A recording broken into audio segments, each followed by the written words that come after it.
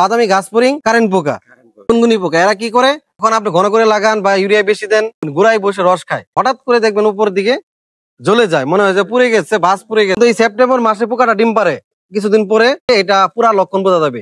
আপনি যদি খেতে না যান, সামনে মনে হবে যে ক্ষেত সুন্দর আছে, হঠাৎ করে দেখবেন পুড়ে গেছে।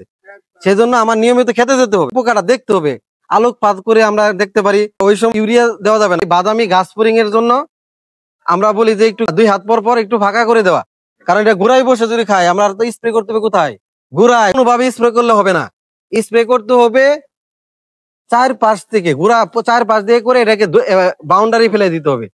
পোকা কিন্তু খুব চালাক, এটা এক গাছ থেকে আরেক গাছ, এক ক্ষেত থেকে আরেক ক্ষেতে চলে যায়। তাই আপনার কি করতে হবে, মাঝখান থেকে স্প্রে করা শুরু করা যাবে না, আবার এক লাইন এক দিক থেকে শুরু করলে ঝামেলা। আপনার প্ল্যান দিতে হবে, তাড়াতাড়ি করে পুরা বাউন্ডারিটা স্প্রে করে ফেলতে হবে, চারপাশে আস্তে আস্তে মাঝে আসতে হবে। তাহলে পোকা কি বাইরে যেতে পারবে। এক্ষেত্রে প্লেনাম, পাইরাজিন, গ্রুপের নাম আর বলতেছি না, অনেকগুলো গ্রুপ আছে আমাদের এখানে, আপনাদের দিব সেটা।